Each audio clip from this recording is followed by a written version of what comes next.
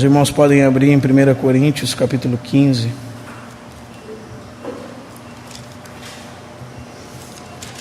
Depois de 2 reuniões que nós usamos para falar da parte histórica no que se refere à ressurreição de Cristo, hoje nós vamos falar de algo mais doce, mais deleitável, né?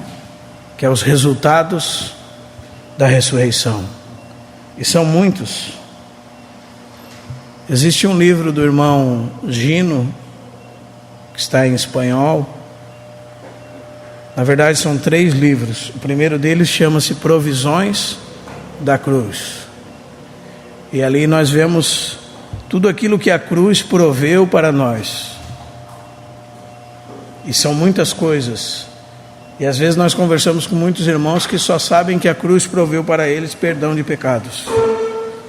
Mas nós que andamos um pouco sobre o caminho da obra expiatória de Cristo, nós acabamos nos deslumbrando com tudo aquilo que Cristo fez na cruz por nós. E os outros 2 livros se chamam Provisões da Ressurreição e Provisões da Ascensão, que são os resultados daquilo que Cristo fez por causa da sua ressurreição e que nós podemos usufruir disso. 1 Coríntios capítulo 15.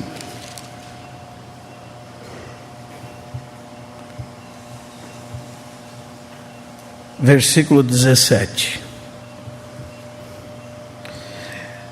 Se Cristo não ressuscitou, é vã a vossa fé, e ainda permaneceis nos vossos pecados.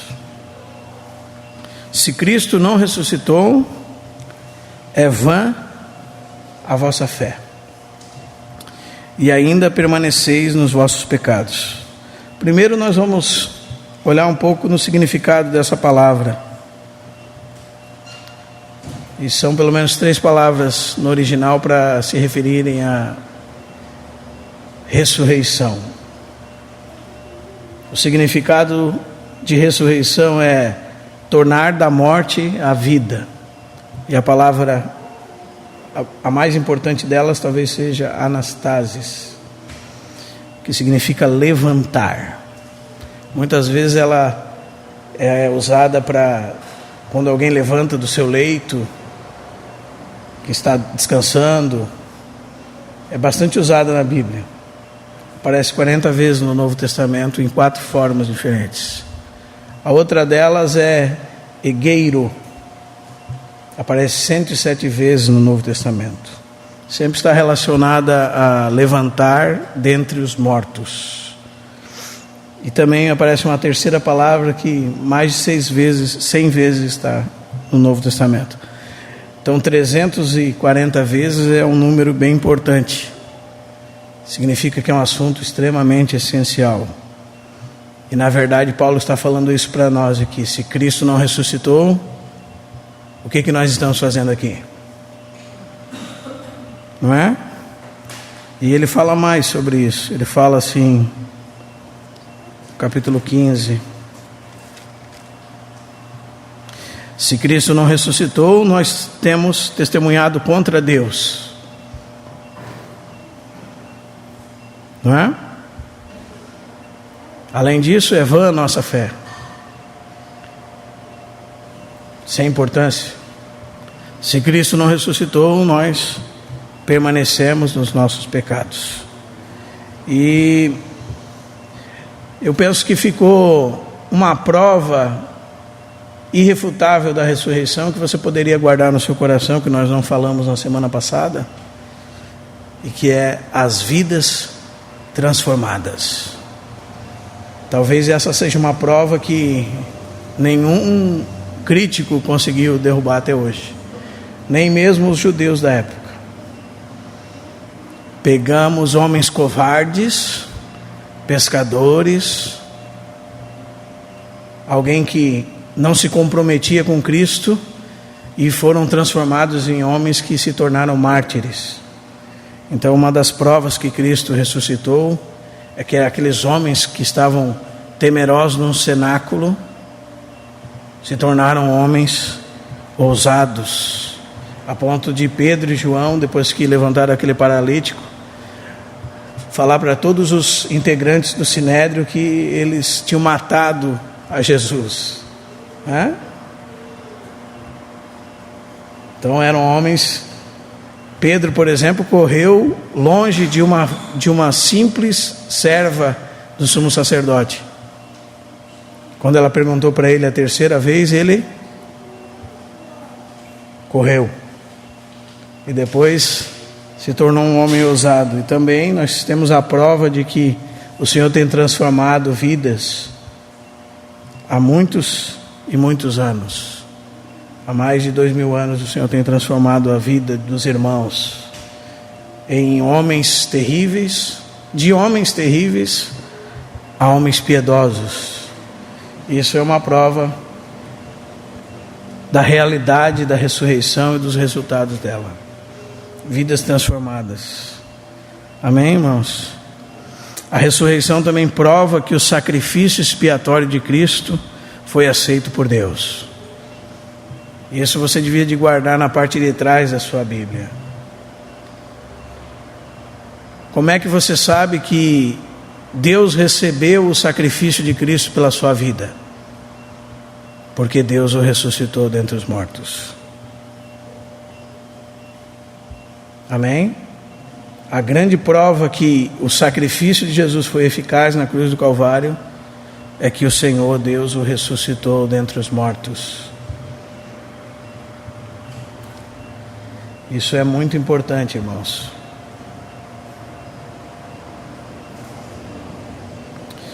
Nós vamos entrar em várias coisas resultantes da ressurreição e nós vamos ler todos os textos. Mas guarde isso no seu coração. O fato, irmão e irmã, que Cristo entrou na morte e a morte não pôde detê-lo, porque ele não tinha pecado. Quando você lê que o pecado entrou no mundo e pelo pecado a morte, Romanos 5:12, e a morte passou a todos os homens, porque todos pecaram, você entende que o Senhor Jesus, então, já que ressuscitou, ele entrou na morte, mas por não haver nele coisa alguma, por ele ser imaculado, santo, a morte não pôde contê-lo. Até um irmão do passado, John Owen, diz que quando o Senhor Jesus entrou na morte, houve a morte da morte, na morte de Cristo, porque ele foi vitorioso sobre a morte, e por isso Deus o ressuscitou dentre os mortos. Isso comprova a nossa fé. A nossa fé não é algo que está longe de nós. Nós cremos num Cristo vivo. Amém? Os muçulmanos, eles têm que ir até Meca e ir no túmulo de Maomé e ficam lá orando no túmulo dele. Até o irmão Josh McDowell, que há 58 anos visita universidades falando da ressurreição de Cristo. Ele diz que foi confrontado por um jovem em uma universidade que disse para ele assim: eu tenho pena de vocês cristãos, porque nós, quando queremos avivar a nossa fé, nós vamos até tal lugar e lá está o nosso profeta enterrado, e vocês? Daí ele pensou assim, o próprio jovem pensou assim: opa, falei besteira. O próprio ignorante foi acordado no momento que ele disse isso. Por quê, irmãos? Porque nós não temos relacionamento com alguém morto. Nós não vamos em Jerusalém ver um túmulo vazio. Nós não cultuamos um Deus morto. Nós cultuamos um Deus vivo. O nosso Senhor está vivo. Amém? Não é assim? E vive para todos sempre. Então nós temos um relacionamento vivo com uma pessoa eterna, o nosso Senhor Jesus Cristo. E é nisso que se baseia a nossa fé. E por causa da ressurreição de Cristo, nós temos muitas coisas que usufruímos. E talvez você nunca tenha pensado que toda essa experiência de vida humana do nosso Senhor Jesus, eu e você somos colocados nessa experiência, quando nós cremos. Chama-se união com Cristo. Para que o seu espírito seja regenerado, por exemplo, você precisa ser unido ao Cristo ressuscitado. A vida que provém da morte. Então, o seu espírito é regenerado. Acontece um novo nascimento. Você passa da morte para a vida. E era isso que Jesus estava falando para Nicodemos no capítulo 3, João. Nicodemos, um religioso, vem ter com Jesus em trevas à noite e diz: sabemos que tu és mestre vindo da parte de Deus, porque ninguém faz essas coisas se Deus não estiver com ele. E Jesus responde para ele assim: é necessário nascer de novo, não é? E quando ele vai mostrar a maneira pela qual ele vai dar essa vida nova às pessoas, então ele fala que assim como Moisés levantou uma serpente no deserto, assim importa que o Filho do Homem seja levantado da terra, e quando ele for levantado atrairá muitos para ele. E os irmãos sabem que os homens tinham se rebelado contra Moisés e contra Deus, e Deus mandou serpentes abrasadoras para mordê-los, e eles morriam. Então, quando Moisés foi orar a Deus em favor do povo, Deus disse para ele fazer uma serpente de bronze e colocar numa haste e levantar, e todos os que olhavam para a serpente eram curados da sua doença. E ele diz: vai ser assim, eu vou ser levantado como Moisés foi levantado, como levantou a serpente no deserto. E assim eu vou poder derramar a minha vida até a morte, para que eles tenham vida. E eu vou ressuscitar dentre os mortos, para que eu possa ressuscitar o espírito deles. Por isso, quando Marta foi chorando até Jesus, falando que o seu irmão estava há 3 dias já morto, 4 dias, e que já cheirava mal, o Senhor Jesus disse para ela: eu sou a ressurreição e a vida. Quem crê em mim, ainda que esteja morto, viverá. E ele disse para ela: vem a hora, e já chegou, que aqueles que ouvirem a voz do Filho do Homem ressuscitarão. E nós sabemos, irmãos, que nós nascemos de novo por essa chamada. Nós ouvimos a voz do Filho do Homem através do Espírito Santo. E por causa que nós ouvimos, como diz Efésios 2, Ele nos deu vida. Ele nos deu vida estando nós mortos em nossos delitos e pecados. Amém? O que Ele fez conosco, irmãos? Ele nos regenerou pela palavra da verdade. Ele nos vivificou. E essa realidade de ressurreição começou em você de dentro para fora. Nós precisamos entender bem isso, irmãos. O que é a regeneração? É quando Deus, pelo seu Espírito, vem até você e acende de novo o seu espírito morto. Você estava morto, mas você andava por aí, não é assim? Mas para Deus você estava morto, porque seu espírito estava morto. Mas quando você ouviu a voz do Espírito de Deus, o que aconteceu com você? Seu espírito voltou à vida. Isso chama-se regeneração. E nós vamos falar muitas coisas, irmãos, esta noite. Nós vamos falar pelo menos 13 resultados da ressurreição de Cristo, que cada um deles daria um tempo de compartilhar da palavra. Ou seja, pelo menos um tempo para cada título desse. Para você entender bem o que é regeneração.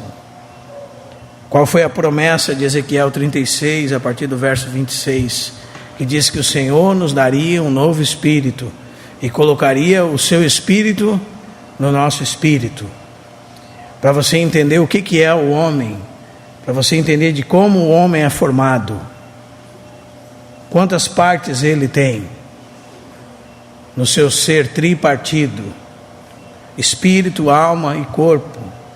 Espírito com intuição, consciência, comunhão, a alma com mente, emoção e vontade, e o corpo com os sentidos que você conhece bem, e que o seu espírito estava morto, e quando você creu que o Senhor ressuscitou Jesus dentre os mortos, essa vida de Cristo pelo Espírito entrou em você e regenerou seu espírito morto, e agora você tem um espírito vivo. Então agora sua consciência está limpa, você tem comunhão com Deus, você sente a Deus, o Senhor ilumina o teu espírito. A Bíblia fala em Provérbios 20, 27 que o espírito do homem é a lâmpada do Senhor, mas a luz que passa por essa lâmpada é o Senhor. Mas o nosso espírito é a lâmpada de Deus, a qual ilumina todo o restante do corpo. Então, por isso que a Bíblia fala de você dar atenção ao Espírito, olhar as coisas do Espírito, pôr sua mente no Espírito, porque o Senhor te deu um novo Espírito. O Senhor regenerou o teu Espírito, e o Senhor regenerou o teu Espírito por causa da ressurreição de Cristo. Amém, irmãos? Segundo resultado, temos paz com Deus. Quando você abre em Romanos 4, 25, que é o último versículo do capítulo 4 de Romanos, ele diz assim que o Senhor Jesus foi entregue por causa das nossas transgressões. Essa é a parte negativa. O Senhor morreu por causa das nossas transgressões. Mas ele continua dizendo, e ressuscitou por causa da nossa justificação. E aí entra o capítulo 5 e você vai ver o resultado dessa ressurreição. Justificados, pois, mediante a fé, temos paz com Deus. Por isso, quando Jesus apareceu para eles ressuscitado, Jesus disse para eles assim: paz seja convosco. Como é importante isso, né, irmãos? Efésios 2, verso 14, diz que Cristo é a nossa paz. A nossa paz não é um estado de espírito. A nossa paz é uma pessoa. Porque Cristo ressuscitou, porque o Espírito veio habitar em nós, e trouxe o Senhor Jesus, e agora Ele está em nós, nós temos paz. Ele é a nossa paz. Paz com Deus, paz uns com os outros. E esse é o exemplo de Efésios capítulo 2, né, irmãos? A partir do verso 11. Onde Paulo vai mostrar que a pior inimizade que havia no mundo era a inimizade entre judeus e não judeus, judeus e gentios. Os gentios para os judeus eram como animais imundos, como porcos. E a cruz de Cristo aproximou ambos, e por causa da sua ressurreição houve paz. Amém? Paz é um resultado da ressurreição de Cristo. Por meio de Jesus Cristo nós temos paz com Deus. Os irmãos creem, irmãos? Será que nós temos usufruído dessa paz que só o Senhor Jesus pode nos dar? Por isso que eu disse que quando nós não percebemos as realidades que nós temos em Cristo, nós não usufruímos delas. Você e eu, às vezes, somos como mendigos pedindo esmolas em bacias de ouro. Às vezes nós estamos orando assim: Senhor, me dá a tua paz. Não é uma oração meio estranha?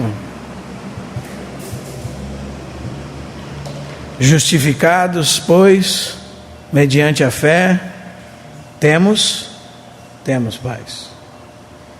Não é teremos paz, tivemos paz, perdemos a paz. Nós temos paz. Amém? Romanos 8, 34.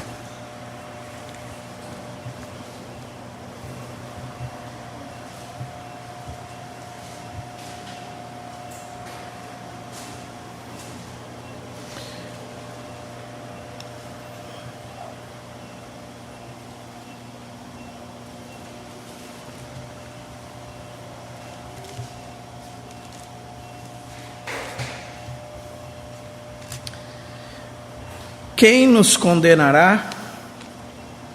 É Cristo Jesus quem morreu, ou antes, quem ressuscitou, o qual está à direita de Deus e também intercede por nós.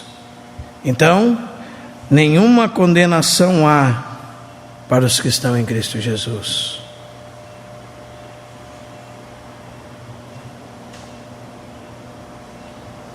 Como diz o capítulo 8, verso 1, irmãos. Agora, pois, já nenhuma condenação há para os que estão em Cristo Jesus. E eu vou associar isso com o próximo resultado. Por que já nenhuma condenação há para os que estão em Cristo Jesus? Porque a sua consciência foi purificada. E um dia nós vamos falar bem especificadamente sobre isso, mas precisamos perceber que a realidade do sangue de Cristo para a purificação da nossa consciência. E pelo motivo de Cristo ter ressuscitado dentre os mortos, como diz 1 de Pedro 3, 20,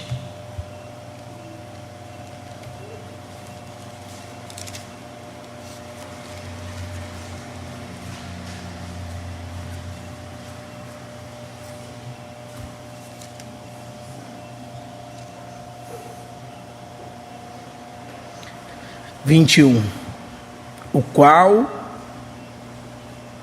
vou ler desde o 20, irmãos. Os quais, noutro tempo, foram desobedientes, quando a longanimidade de Deus aguardava nos dias de Noé, enquanto se preparava a arca, na qual poucos, a saber 8 pessoas, foram salvas através da água, a qual, figurando o batismo, agora também nos salva, não sendo a remoção da imundícia da carne, ou seja, não é um banho,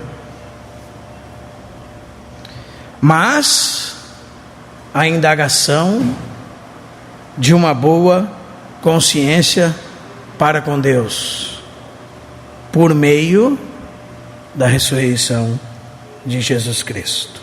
Então, quando você tem a obra completa de Cristo diante dos seus olhos, você vai perceber que a parte negativa é a seguinte: você era um pecador destinado ao inferno, e dentro de você havia algo chamado consciência. E na verdade a consciência, muitos dizem que é a contraparte da lei de Deus no coração do homem, porque é o que faz o homem condenável. Ele não vai poder dizer que ele está no inferno por culpa de alguém. Ele vai saber que ele está no inferno porque ele fez coisas para estar lá. A consciência dele é um termômetro que aponta os erros dele. Você pode perguntar para o pior assassino do mundo, ele vai dizer assim: é errado matar, é errado roubar, é errado adulterar. Porque dentro dele, ainda que ímpio, existe um órgão, vamos dizer assim, chamado consciência. E ele tinha uma consciência maculada antes. Mas agora que Cristo morreu na cruz e ele recebeu o sacrifício de Jesus pelos pecados dele, então todos os seus pecados são perdoados pelo sangue de Cristo, pelo derramamento do sangue de Cristo, pelo sacrifício da vida de Cristo. Essa é a parte negativa. E positivamente, qual que é? Por causa da ressurreição de Cristo, ele tem boa consciência. Ele indaga consigo mesmo e espero que todos nós tenhamos ela. Sabe por quê, irmãos? Muitos cristãos, repetindo, não usufruem de paz com Deus, porque tem acusação nas suas consciências, e essa acusação não vem de Deus. Conheci uma mulher que havia adulterado e traído seu marido, e isso fazia anos. E depois de muitos anos, ela não tinha paz com Deus, não tinha capacidade, porque para ela todos os pecados eram perdoáveis, mas o adultério não. E a Bíblia diz que o Senhor perdoa todos os pecados. Nós que temos problema, irmãos. Amém? O Senhor disse em Hebreus 8:10: dos seus pecados e das suas iniquidades jamais me lembrarei. Mas existem cristãos que não têm essa consciência. Então eles têm acusação dentro de si. Ainda depois de serem crentes, ainda tem acusação em si. E essa acusação retira a sua boa convivência com Deus, a sua comunhão com Deus. E o problema não está no lado de Deus. O problema às vezes está que você não usufrui da riqueza que você tem em Cristo, porque você desconhece o que a palavra de Deus diz. E quando você conhece o que a palavra de Deus diz, você conhece a verdade. Conhecendo a verdade liberta você. A verdade me liberta. Amém? E agora eu tenho essa questão dentro de mim. Eu indago e sinto que tenho boa consciência. Por quê, irmãos? Porque o sangue de Cristo lavou a minha consciência. E agora, por isso que eu liguei esse ponto ao ponto anterior. Nenhuma condenação há para mim diante de Deus. Os irmãos estão entendendo, irmãos? Imagine que você, por exemplo, uma irmã antigamente era uma prostituta. E ela recebeu a Cristo. Para toda a sua vizinhança ela continua sendo uma, mas para Cristo não, irmão. Os irmãos estão entendendo, irmãos? Para Cristo não, irmãos. Para Cristo ela é uma nascida de novo. Ele deu o seu Espírito para ela. Ele lavou todos os seus pecados e purificou com o sangue dele. Ele morreu na cruz por causa daqueles pecados. E ele ressuscitou para que ela tivesse boa consciência. Os irmãos estão entendendo, irmãos? Quando você vê isso, irmão, você vai ver o poder do Evangelho, que transforma um homem caído num servo de Deus.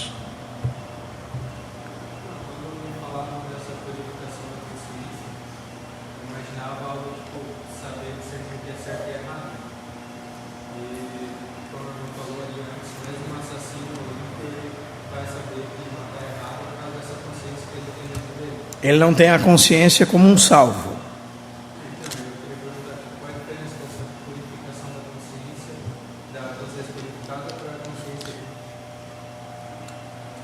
Vou usar um exemplo físico.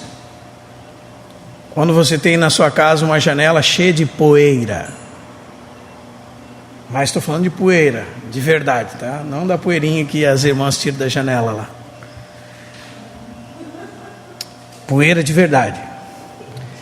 A consciência do ímpio é como uma janela cheia de poeira. Ela existe, mas ela é danificada pelo pecado.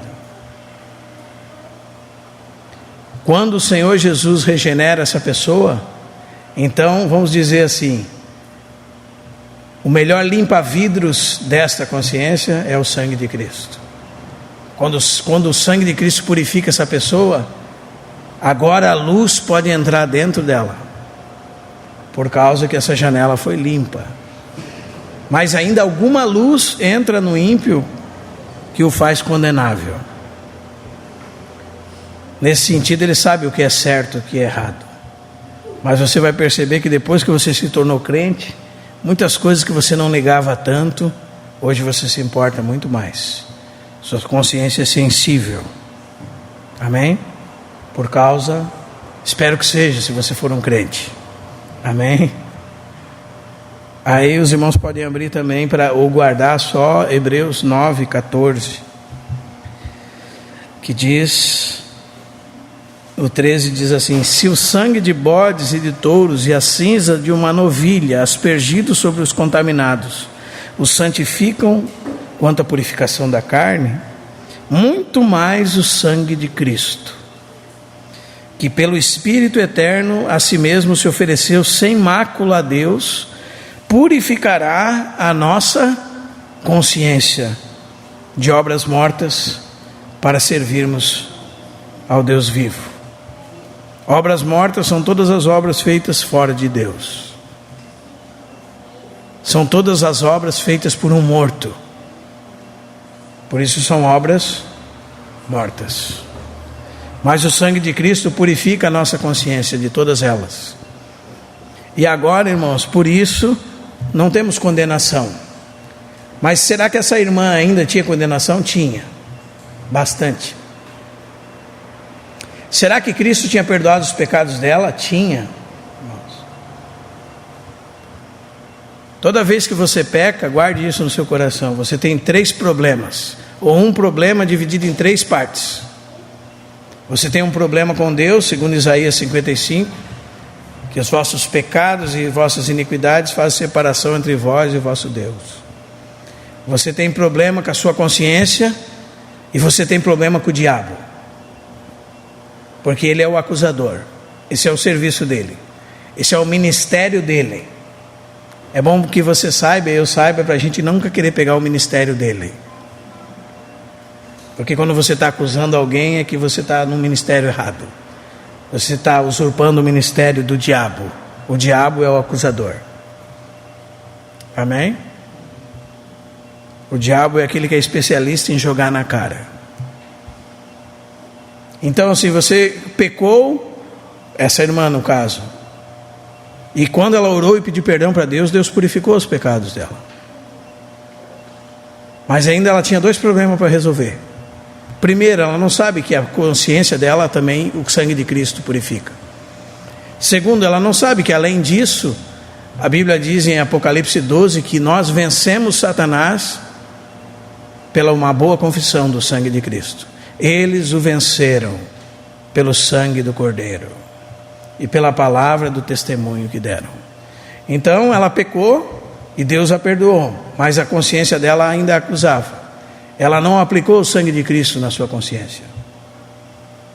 E ainda, se ela tivesse aplicado e o inimigo continuasse a acusá-la, ela simplesmente pararia de orar e dizer, ou nem dizer, ignorar e perceber, ou até dizer mesmo para o diabo: Satanás, a palavra de Deus diz que o sangue de Cristo já me purificou desse pecado. Pronto, aí a paz reina no coração.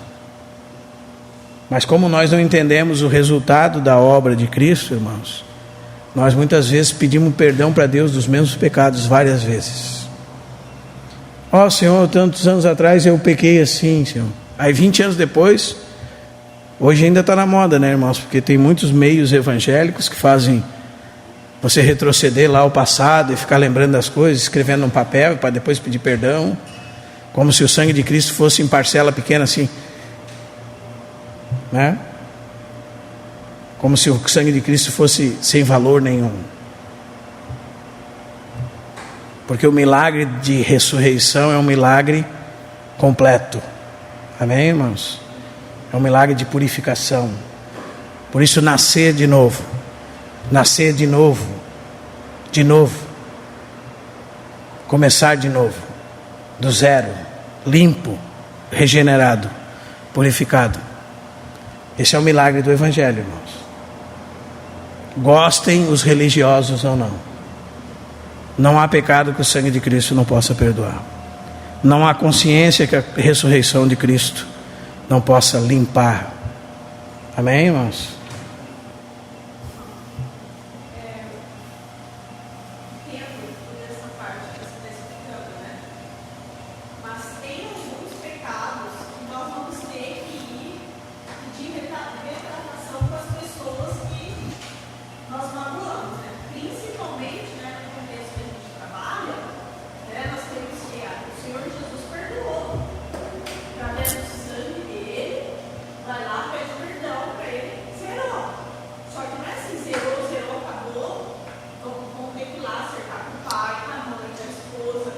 Esses são resultados do perdão que recebeu. Sim, porque senão fica fácil, né?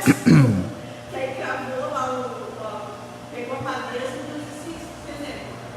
pegou a madeira, vai lá, pegou o prego na madeira, vai lá, tira o prego, né? E o perdão do Senhor retirou o prego. Olha o buraco que ficou lá. Sim. A gente está trabalhando aqui com a questão diante de Deus. Aí quando você pecou contra alguém, a Bíblia diz que você tem que ir até ele, né? Se o teu irmão pecar contra ti, ou se tu pecar contra ele, vai com ele. Amém?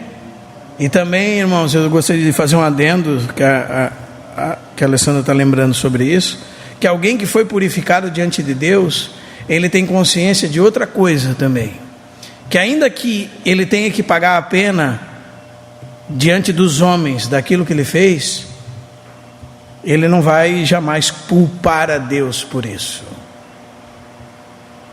Eu lembro que um irmão que nós conhecemos resgatou uma moça da rua. Essa moça estava grávida de 6 meses, a criança não tinha crescido no seu feto, ela já tinha perdido um filho por causa que ela era viciada em crack. O conselho tutelar tinha tirado um filho. E aquele irmão cuidou dela, o casal cuidou dela nos últimos 3 meses. Aquela criança, por um milagre, cresceu. Tudo que não cresceu em 6 meses, nos últimos 3 meses, nasceu sadia. Mas o nome dela, ela creu no Senhor, ela se batizou. O Senhor perdoou todos os pecados dela, né? E no dia que ela foi, entrou em trabalho de parto, então alguém do conselho tutelar pegou o neném e já levou embora. E eu lembro de um irmão contar dessa irmã, que dizia assim: não foi o Senhor que levou meu filho embora, e eu sei que Ele me ama, e eu sei que Ele me perdoou de todos os meus pecados, só que eu vou colher aquilo que eu plantei, e é isso que eu estou colhendo agora, que as pessoas levaram meu filho embora. Não é interessante, irmãos? Essa realmente é uma irmã salva. Se ela não fosse salva, quando viesse essa pena sobre ela, ela ia botar a culpa em Deus, ia para o mundo, e Deus já não prestava para ela, porque ela nunca teve Deus. Ela teve o evangelho que se vende por aí. O evangelho que Deus faz tudo por você, e só está aqui para te abençoar. Vem para frente, vamos orar que a tua bênção chegou. Esse é o evangelho de hoje, irmãos. Quando a tua pena chegou, daí foi o diabo. Aí é a prova, irmão. Aí é a luta. O diabo está se levantando.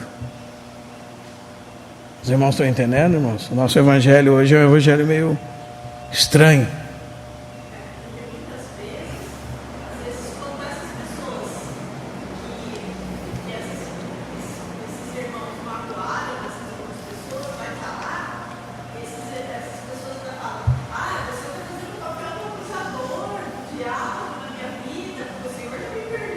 Não entende, né?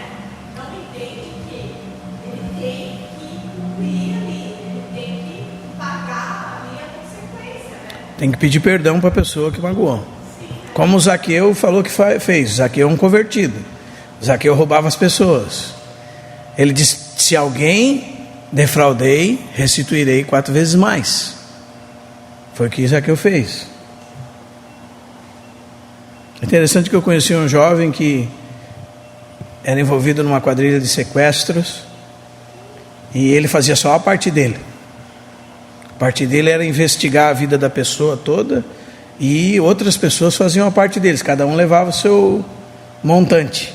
E quando ele converteu, ele começou a ligar para as pessoas que ele sequestrou e devolver. Ele ligava, corajoso, né? Ligava, dizia: ó, eu participei do teu sequestro, vou te mandar o dinheiro da minha parte. Um homem corajoso, né, irmão? Aí ele contava para mim que ele foi no fórum e o advogado tinha avisado ele que ele tinha uma condena, e tinha saído a condena dele, mas ele tinha que ir no fórum pegar um negócio para renovar a carteira de motorista dele. E ele já deu os documentos porque aí, só relembrando a situação, ele tinha o último 20 mil na conta dele. Era o último 20 mil, mas era de um cara, ele já sabia. Aí o advogado disse: não gasta nem R$1 mais do teu dinheiro, porque tu já começa a fugir e arrumar advogado, porque vai dar problema para ti. E ele disse: não, eu dobrei meu joelho e disse para o Senhor que eu ia devolver tudo.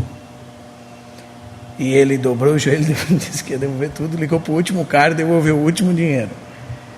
E por um milagre, pela misericórdia de Deus, ele foi no fórum e já estava quase que assim para a pessoa, e já tinha entregado a carteira e o celular, tudo, avisa a minha mãe e tal. E quando ele chegou lá, e o advogado já tinha ligado para ele, que eles olham eletronicamente, já tinha a sentença, já a condena dele estava no sistema, ele podia cair numa blitz, já ia direto. Ele disse que chegou na frente da mulher, a mulher olhou o sistema, mas não tem nada aqui. Aconteceu um milagre com ele, irmãos. O Senhor operou um milagre, aconteceu um milagre na vida dele, realmente. É um milagre, não é? Como é que sumiu o caso dele do sistema? Foi um milagre, irmãos? Não estou falando que isso é sempre assim. Amém? Conheço outro irmão que era ladrão de bancos, e ele ficou 2 anos depois que se converteu pagando a pena dele. E crente, ficou lá lendo a Bíblia. Crente mesmo, né? Muitos aqui conhecem ele é crente. Amém? Então, mas eu só estou exemplificando isso para os irmãos, porque um verdadeiro salvo, ele está conectado com o Senhor, irmãos. A paz dele é com Deus. Isso vai levar ele a fazer o que a Alessandra está falando, a ir no semelhante dele e pedir perdão se ofendeu. É por isso que quando um crente de verdade se converte a mãe, o pai, o irmão, a sobrinha, a madrinha, porque ele era um diabo e ele virou um crente. Os irmãos estão entendendo, irmãos? E daí ele sai pedindo perdão para todo mundo, ele sai restituindo aqueles que ele defraudou. Ele é crente agora. Há mudança de vida nele. Amém? Isso, ele foi regenerado. Ele estava morto, ele acordou. Ele acordou e começou a ver tudo que estava errado. Amém? E mudou as coisas na vida dele. É uma consequência de ser crente. Amém? E uma delas, pela ressurreição de Cristo, é a nossa consciência purificada. Aí agora nós, já nenhuma condenação há. Temos paz interior, irmãos. Cristo é a nossa paz. Amém? 1 de Pedro 1:3.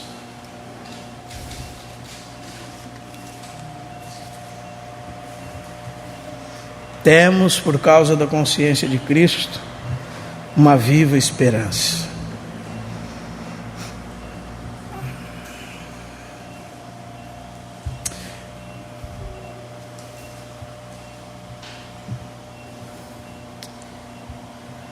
Bendito Deus e Pai de nosso Senhor Jesus Cristo, que segundo a sua muita misericórdia, nos regenerou para uma viva esperança. Por causa do que, irmãos? Mediante a ressurreição de Jesus Cristo. Cristo ressuscitou. Nós temos uma viva esperança. O que mais nós temos?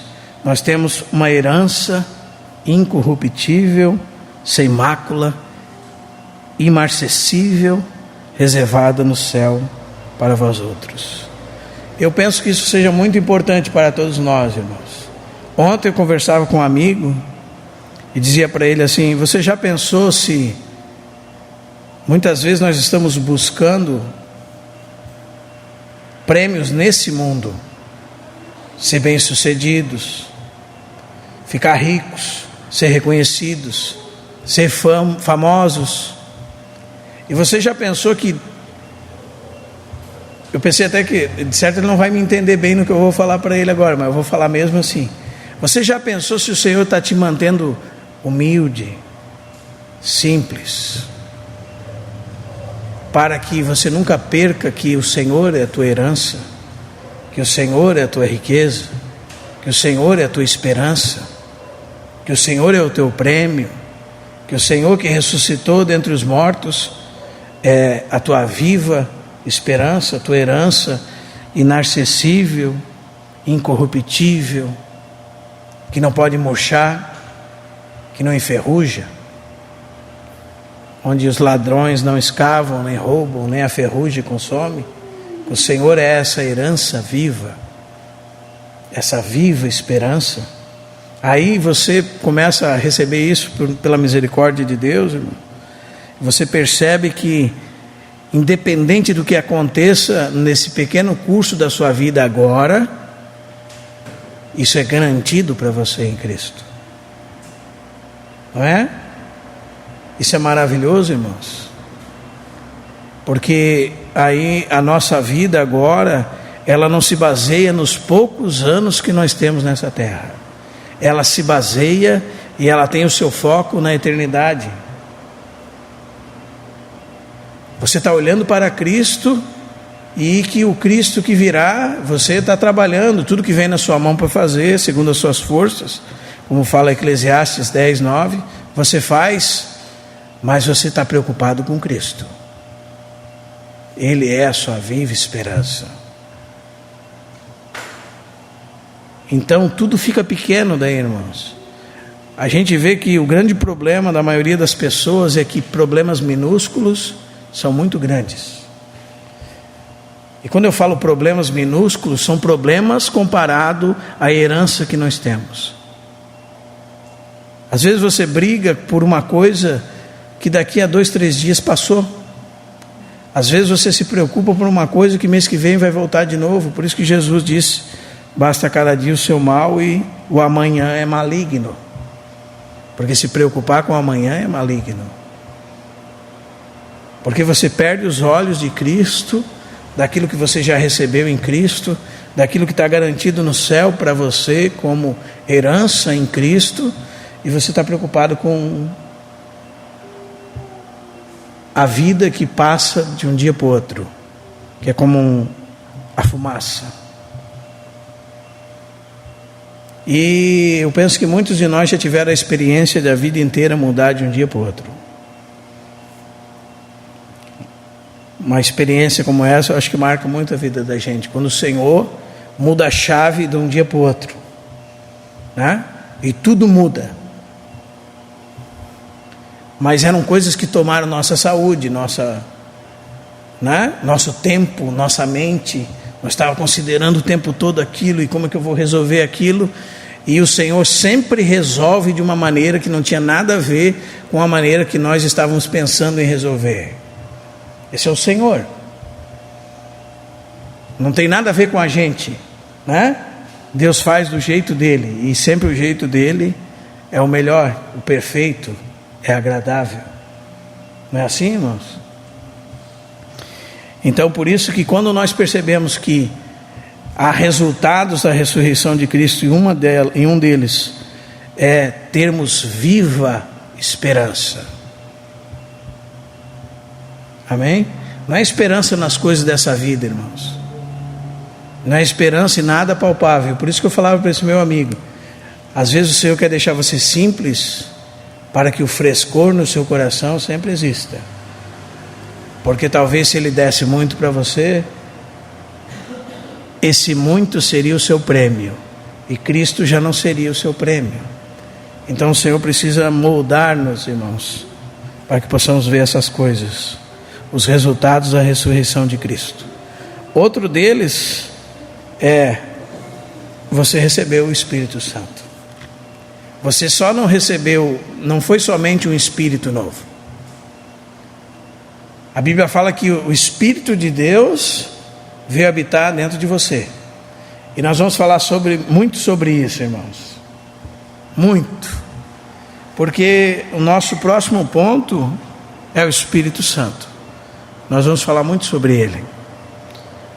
Tozer, que é um autor cristão do século passado, diz que ele é um ser negligenciado na igreja. E nós precisamos percebê-lo. Nós precisamos ter relacionamento com ele.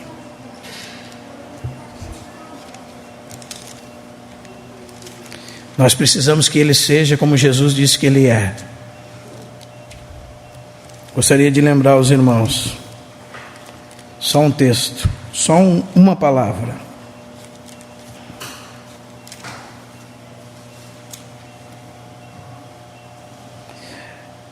Você guarde no seu coração o capítulo 14 de João, versículo 16.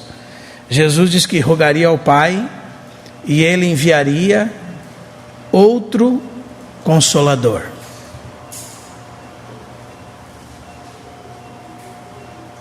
Capítulo 14 de João, verso 16.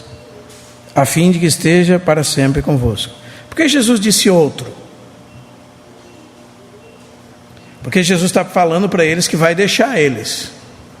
Não vai estar mais em carne, na presença com eles. Mas quando ele deixar eles, outro virá.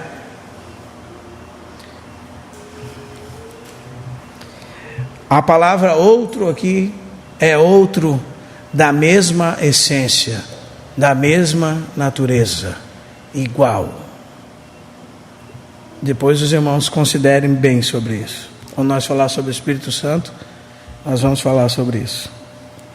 Ele é igual ao Filho, igual ao Pai, da mesma natureza e da mesma essência de Deus, e é negligenciado.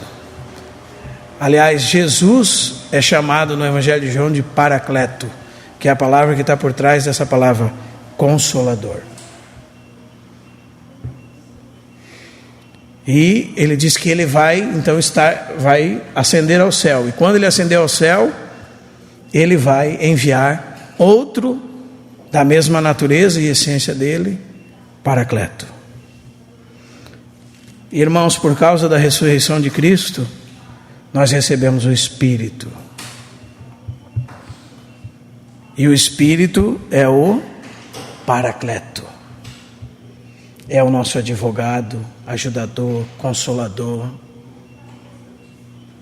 Quase 20 significados diferentes para essa palavra, que o Espírito é para você e para mim. E por causa da ressurreição de Cristo, nós o recebemos. Atos 2:32.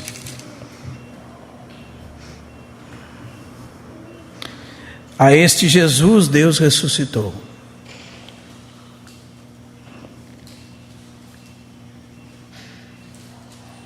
do que todos nós somos testemunhas.